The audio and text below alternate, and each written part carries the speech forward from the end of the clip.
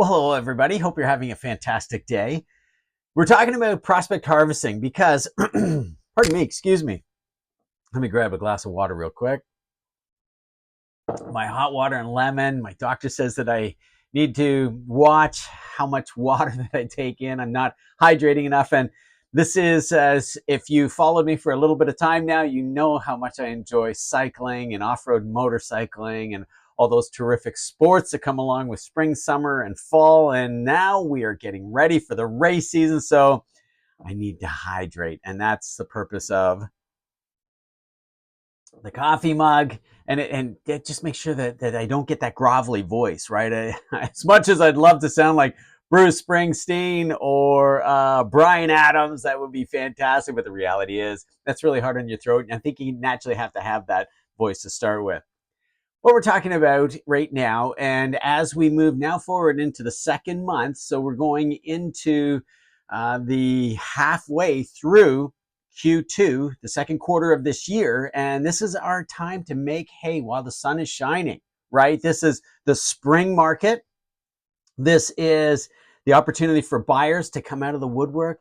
The days are getting longer. We're starting to see, at least in the Northern Hemisphere, getting up into Canada where I am, nights that are lasting well over 8 o'clock, a quarter after 8. And of course, further north you go, it's probably getting even better. We're getting away from that cold weather. We're getting away from all the excuses why, as a shopper, we're not ready to buy. The federal election is over in Canada. The tariffs have not become something that, well, certainly on automobiles. Price of automobiles is going to go up naturally because of the tariffs in the United States, leveling the playing field with the dollar advantage that Canada has. And that all makes sense. Unfortunately, it's going to make vehicles more expensive, but we saw that happen as well.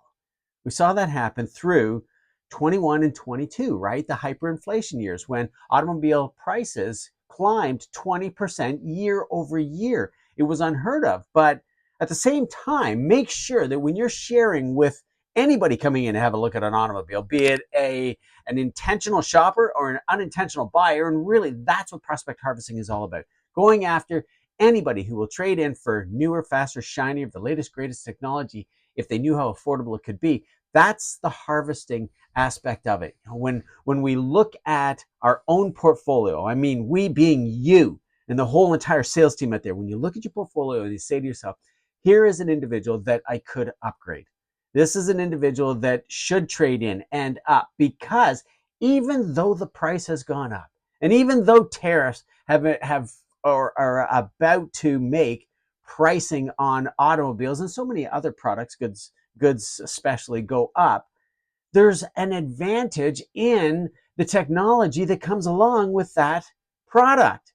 Every single year, we enhance the technology and the features that are on our automobiles. So the worst thing that you could possibly do is say to somebody, not really is anything different. And certainly if you're comparing your product to before the inventory shortage, we're talking about 2019, 2018, 2017, 16. Remember, 2016, you're going to have a lot of 2016 cars coming in on trade right now because that was our record volume year. That was phenomenal. So when you get those objections that, wow, the price is so much, the sticker shock that comes along with it, people shopping on the phone and email asking for your best deal or send me a quote, at the end of the day, the best number that you can provide them with is the advertised number, the advertisement for your product. And number one starting place is knowing what your advertisement is.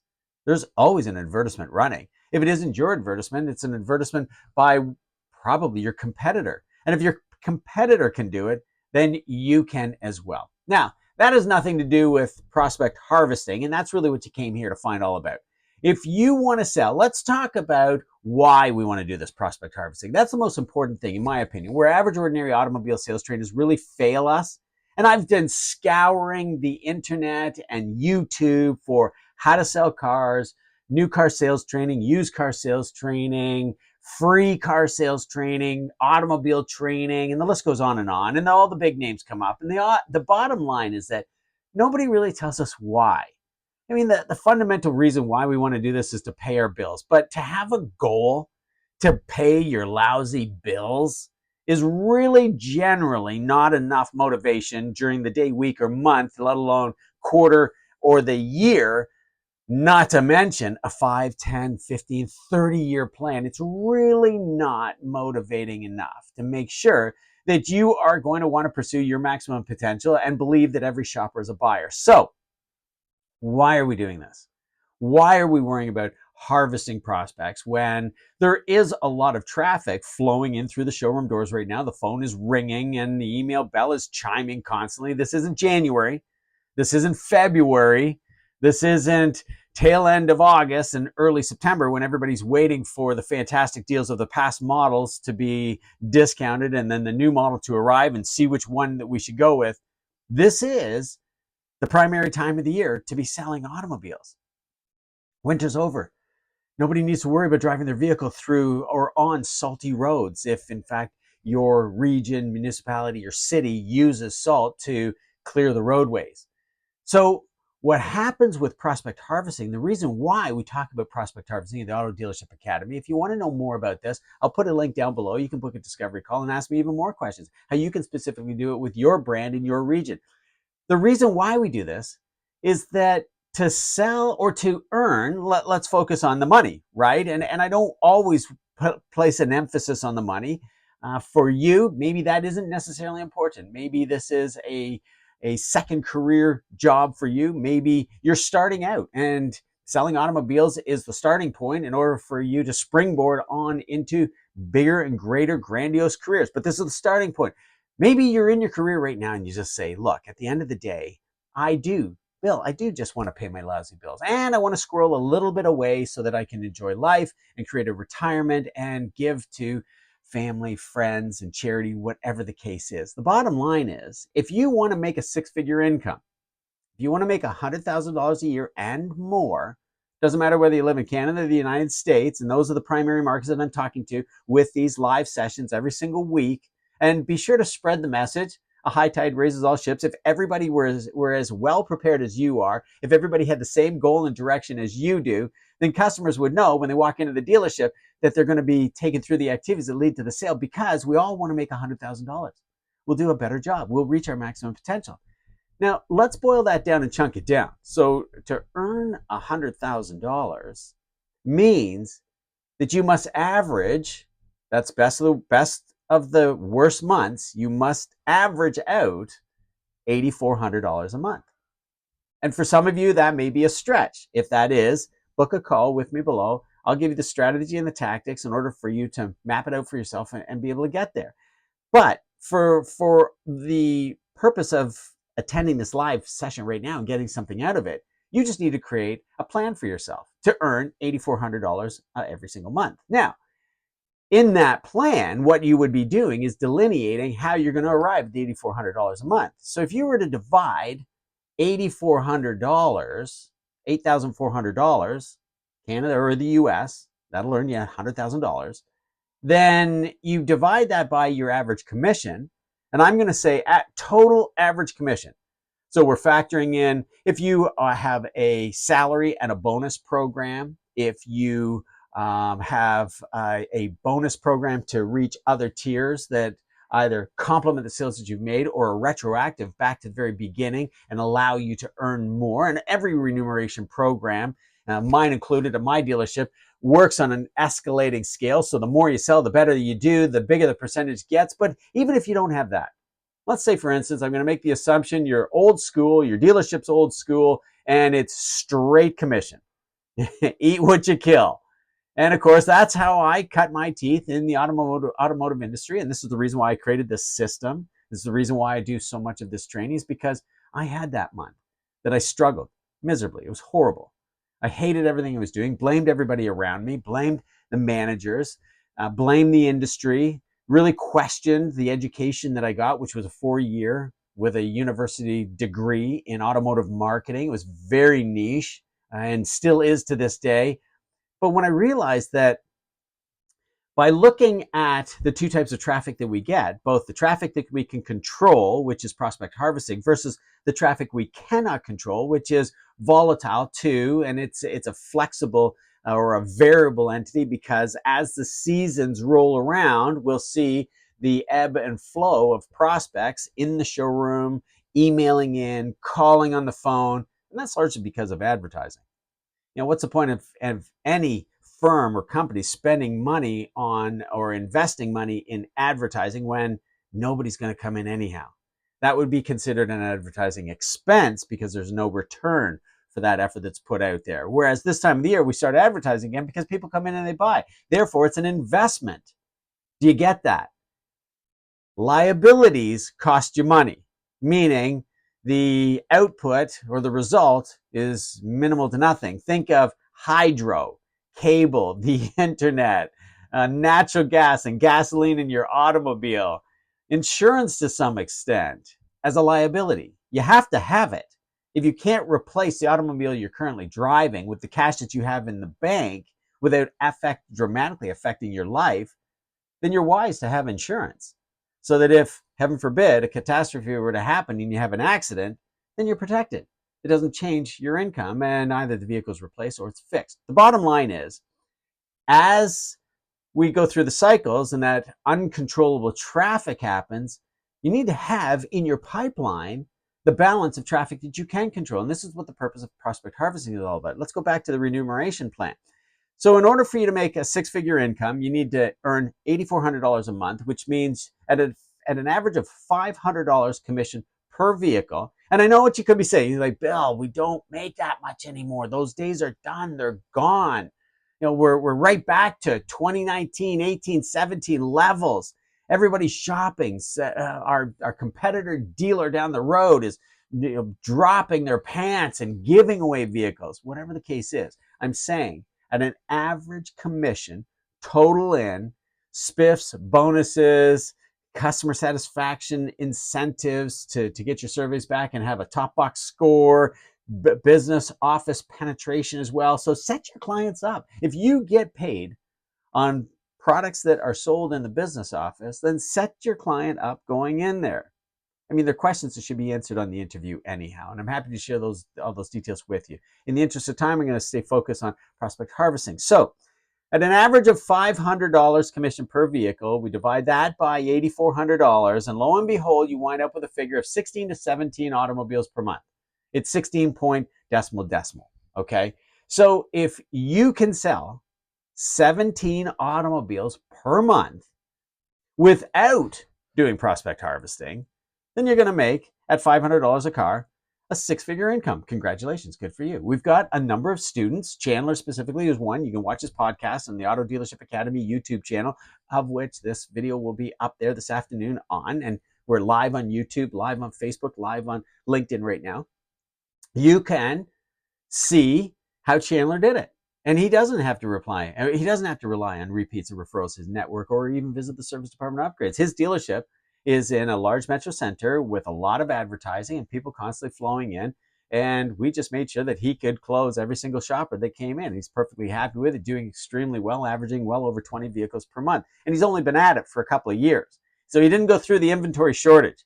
He didn't get to capitalize on that high demand, low supply scenario. He was coming into it at the end of that. And that is the reason why he came to us. He said, look, I want what those guys had before me. My timing is just bad. So we can get you there. We got him there. So if you're selling 17 vehicles per month at an average of $500 total commission, and you'll earn $8,400 a month. Now, this is a variable entity, right? The front end of the dealership is variable. The back end is a fixed operations. And we call it that because sales ebb and flow. And so your income's going to ebb and flow as well. It's variable, which means when I say average 17 cars a month, there's going to be months that you need to sell more than that. It's going to be months where you just will do everything you possibly can to sell 12, maybe even to sell 8, and just not get there. So you put a lot of other work on other months where you have to sell more. That may not be your goal, and I recognize that. Your goal may be to just live a happy, rewarding, fulfilled life, and you don't need to make a six-figure income, and you don't therefore feel you need to sell 17 vehicles on average per month, some months being over 20, because that offsets the months where you're below 17. I get it.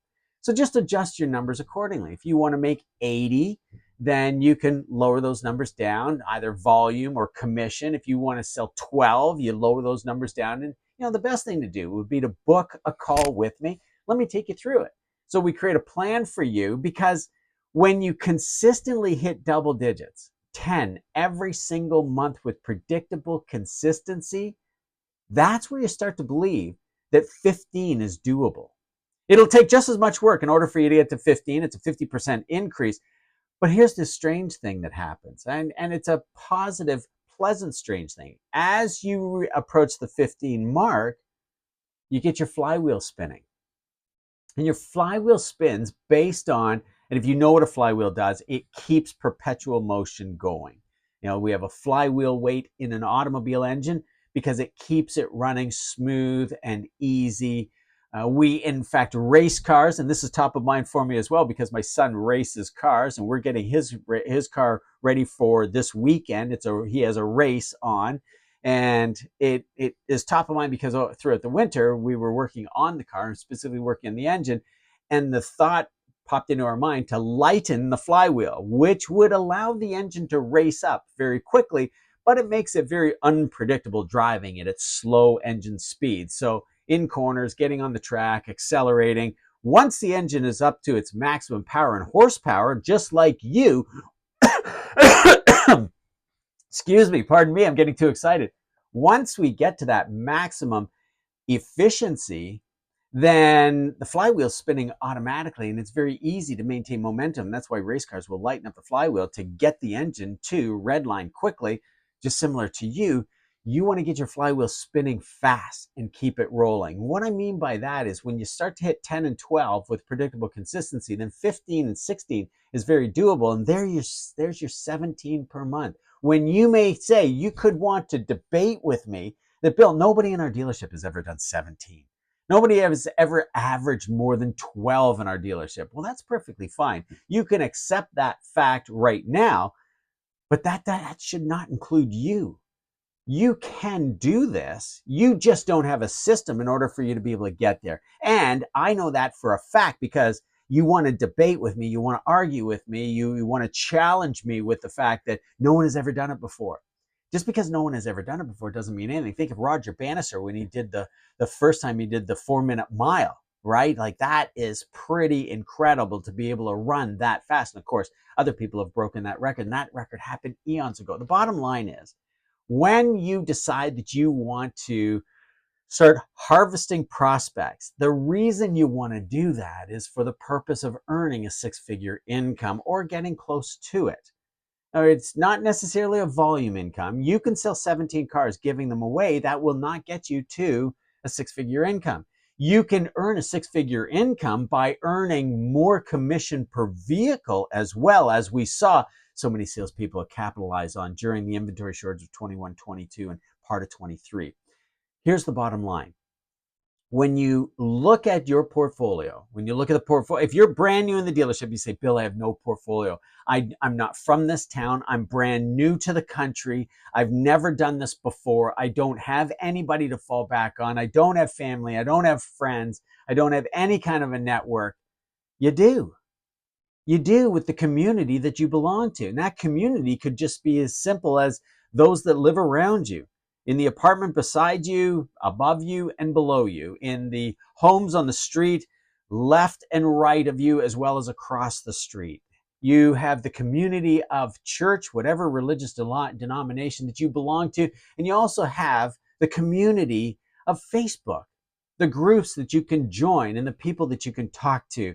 And the bottom line is, it comes down to networking. And that's what prospect harvesting is really all about. So here's what average, ordinary automobile salespeople make their mistake. Number one, it's an 80-20 rule. Now, you know what 80-20 rule means. That's Pareto's principle, that 80% of our efforts generate 20% of our results, right? And that is really hard to accept, because the ideal is, what can we do at 20% of effort to generate 80% of our results? Well, that happens when you've put the effort in, when you've got the flywheel spinning. Now, when we talk about the Pareto's principle and the 80-20 rule with respect to prospect harvesting, Here's where average ordinary automobile salespeople fail.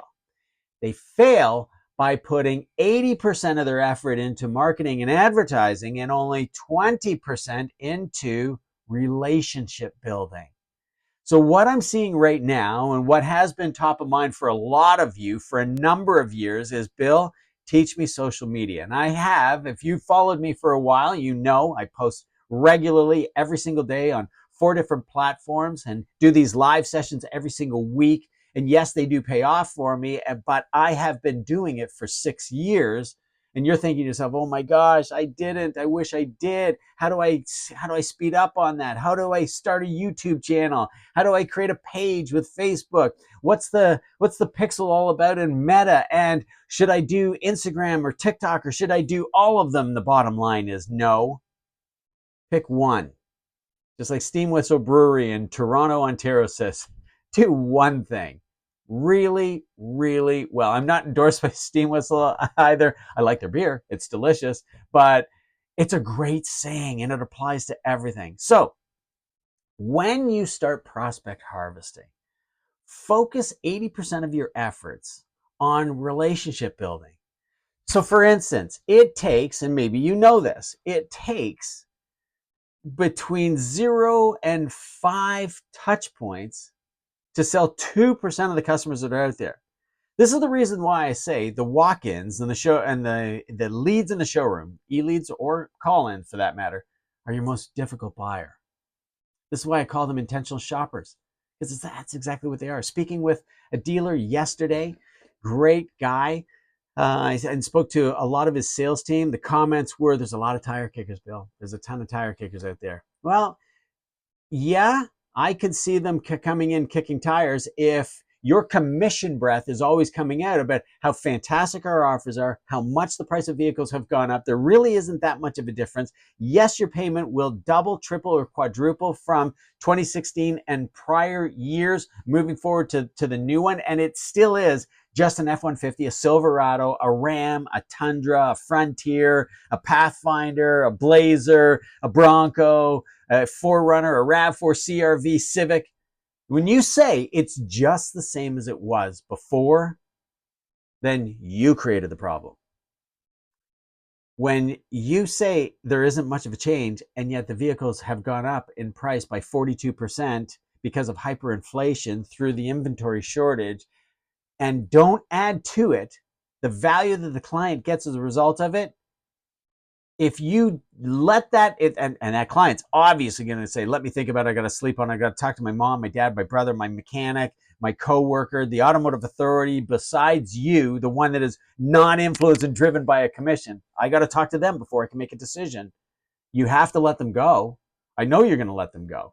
You could turn them over to every single manager in the place and the ninja, the super closer. You could, if I live in your town, or if I'm close to you, or if I wander in your showroom, you're happy to ask me to come in and do a turnover. But the bottom line is, if you haven't built the bridge from what the old car is not doing to what the new car is going to do, then all your prospecting efforts will only work if, when they leave, you start chasing them down. They'll only work. Your prospecting, harvesting efforts go into play when you start building the relationship. When you send them a thank you card for coming into the dealership. And that's all it is.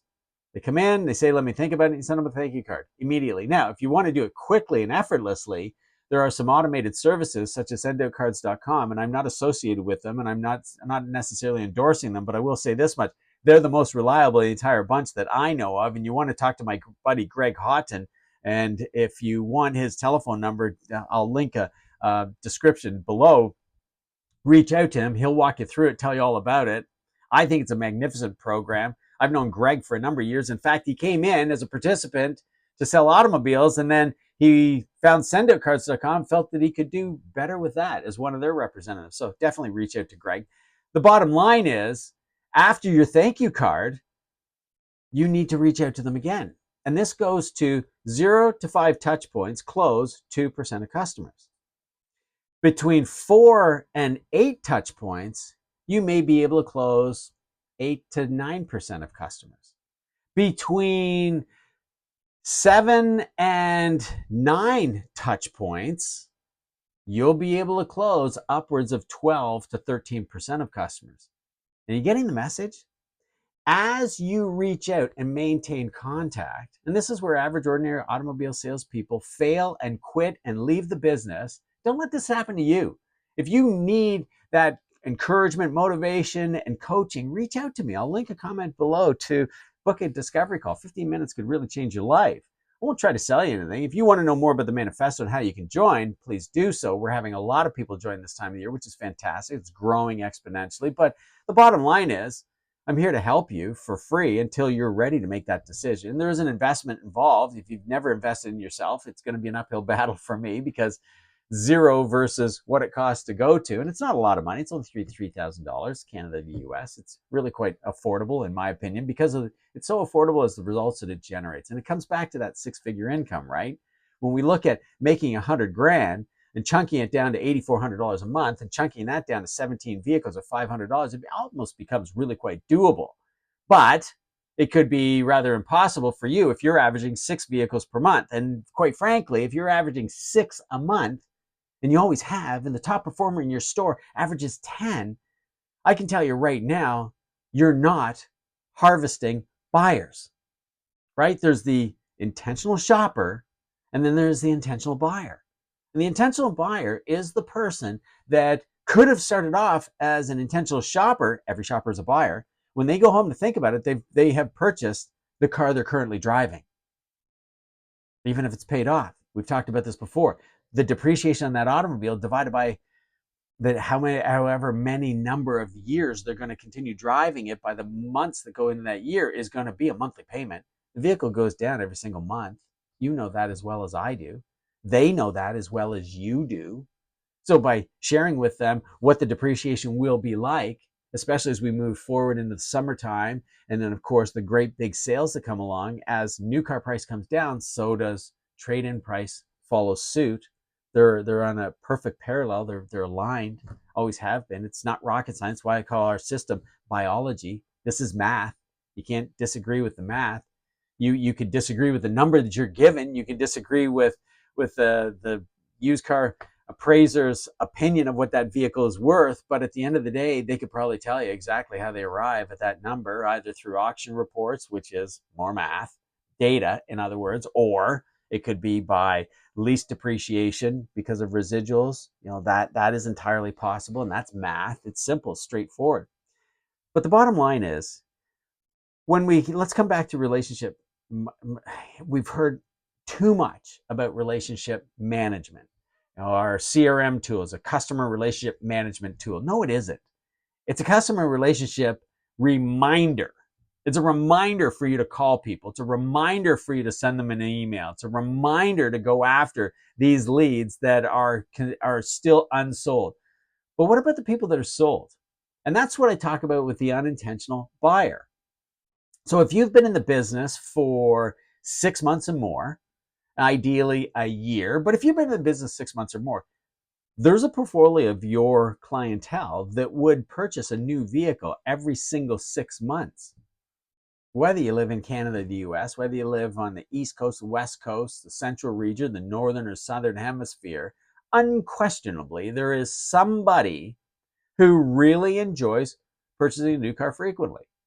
I had one guy, blue collar, hardworking laborer in a factory plant, as one of our clients in my dealership, in my new car franchise.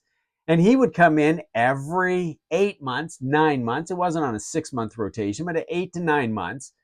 And it frustrated me as a dealer to watch our guys try to talk him out of trading that vehicle in and moving to something new, because in some cases he had to make up the deficit. But that is what made him happy.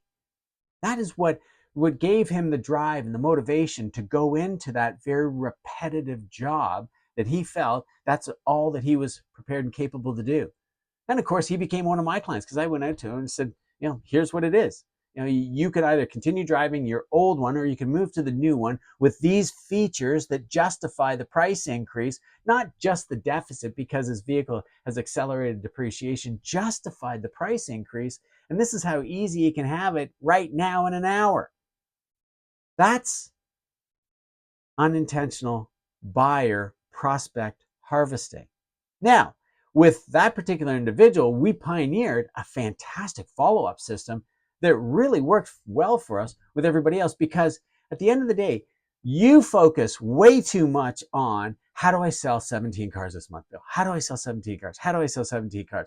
If you were to focus more on if your closing ratio is 1 and 2, the question should be, where do I find 34 highly qualified, very desirable, really excited automobile buyers that I know I'm not going to get every single one, and I will rest at 1 and 2.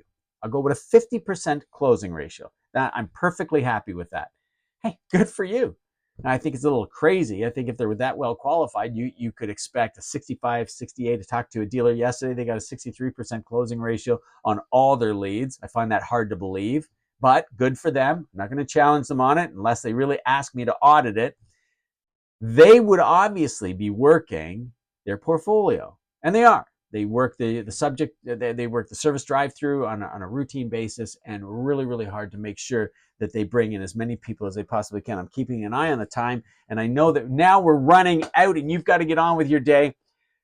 When you practice this prospect harvesting activity and you really set out a plan for yourself, how you can remain top of mind, as opposed to just looking for 34 highly desirable buyers, because to contact those 34 buyers is peanuts. That's nothing at all. We're talking about a call a day, right? Now that includes Sundays, so you're going to have to double up on a couple of your days. But really, in this month of May, 31 days to go after 34 really qualified leads can be super exciting, right?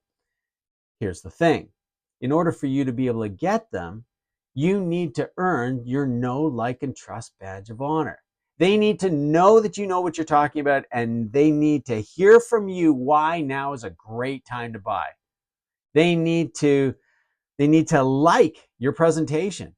If your presentation is laced with the irresistible offer of 0% or 2.99, or the vehicle leases for $299 a month, or bi-weekly if it is a sport utility vehicle, and I think it would be a stretch to slip into something for $300 bi-weekly, but maybe it's possible with your particular brand and region. At the end of the day, it's being top of mind, which harvests prospects, because we need that pipeline full every single month, all the time. And where you build those relationships, where you congratulate somebody for doing something, where you thank them for doing something. And it may not be a thank you for coming in to see you. It could be a thank you for them for being recognized as the volunteer of the year in whatever association that they belong to. That makes you top of mind. And that's where social media kicks in so easily and so quickly. There's no reason why you can't do a lot of this and cast your net to a wider audience, because social media is media. Now, leveraging the power of conventional mail, as I recommended seconds ago with the sendoutcarts.com suggestion and Greg Houghton, is that you can quickly and easily automate your follow-up sequence for the next 12 months. Now, if somebody comes in and purchases from you, you can cancel the automated sequence and stop it. It'd be ridiculous for you to create a 12-month follow-up sequence through conventional mail system, and the client comes and buys from you in the next 60 days, and now they're still getting a message, hey, I'm still here. That should go into another automated sequence of sold traffic follow-up, trying to get repeat sales, the second car, third car in the driveway, referral sales, and their network of neighbors and coworkers, and the list goes on and on. This 17 vehicle sales per month, I don't want to say it's easy, because you may want to debate that with me. I think it's easy. It's very doable. If doable or easy are in the same, on the same path and aligned, and synonyms, in other words, then great. That's, you and I are therefore aligned. But if you think 17 automobiles is absolutely impossible, please book a call with me. I'll put a link below, and you can reach out to me. We'll talk about it. I'll show you how it actually happens. It's really, of the 7 opportunities that are presented before you within the entire dealership network, we're only talking about 2 to 3 people in each one of the buckets. You realize that, right?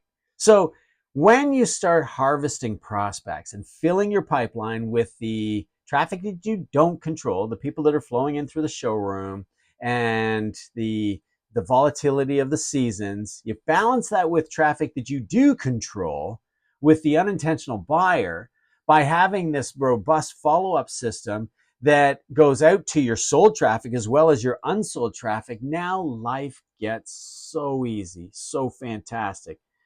Take it from the guy that's been through it. Hey, I'm not making this stuff up.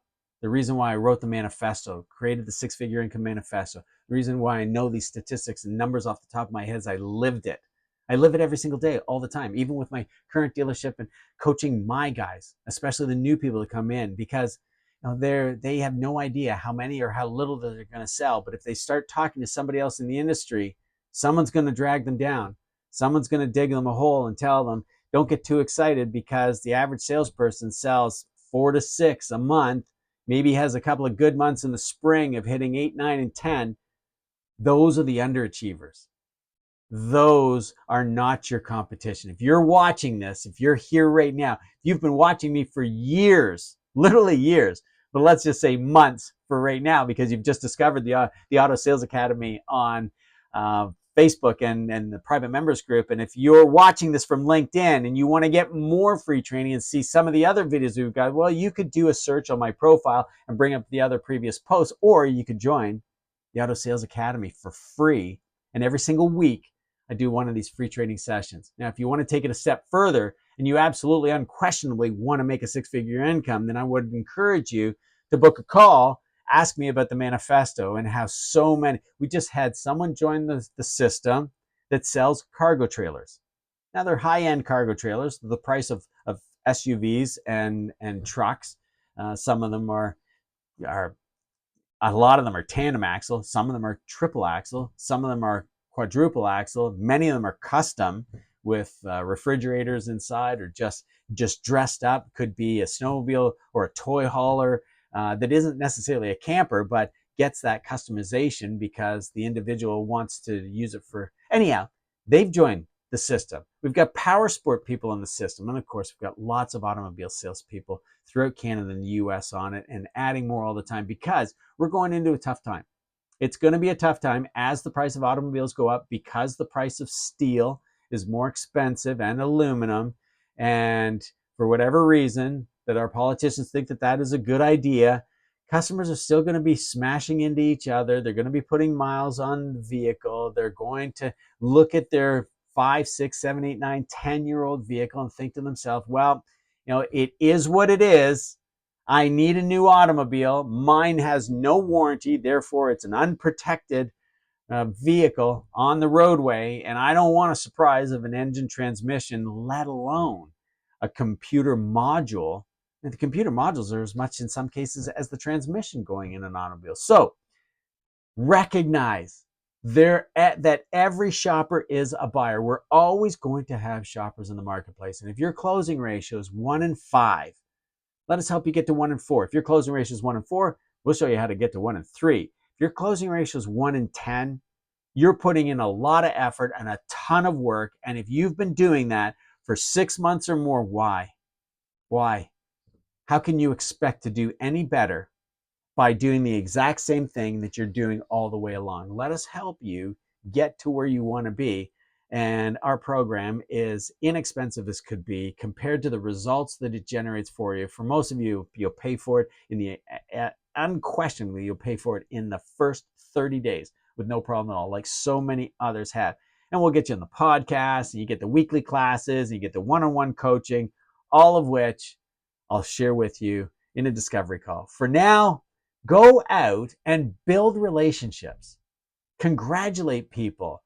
Get in contact with, make follow-up a hobby for yourself. Because when it's a hobby, it's enjoyable. When it's a habit, it just becomes a conditioned response, which is terrific. There's nothing wrong with doing that. But I find creating the habit is sometimes more work, and it's far less enjoyable than pursuing a hobby that you're really quite fantastic at. Make follow-up your hobby as it has become mine. And watch the phone ring, the email bell chime, and people walk in the showroom doors saying, I see your stuff all the time. I thought of you when we were purchasing a car. Somebody recommended that I should come and see you immediately. And fill that pipeline with the people that your brand and your dealership and your region is already drawing into. And that's how you can sell 15, 16, 17, 18 vehicles, working your way into 20 and 30 and 60, like my good friend Glenn, who's a Chevrolet salesperson making 7 figures, and he's not the dealer principal. He's not the son of the dealer principal. He's a division and an entity all on his own with a team working for him.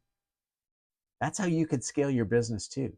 This is entirely doable. My name is Bill Harvey with the Auto Sales Academy, the Auto Dealership Academy on YouTube and on LinkedIn. Thanks so much for joining me. Have a wonderful day, a terrific weekend. The weather is starting to change. Welcome to May, and let's make this year your best year ever when everybody else may be floundering and struggling. Let's end the struggle right away. Book a call. I'll talk to you real soon. Bye-bye for now.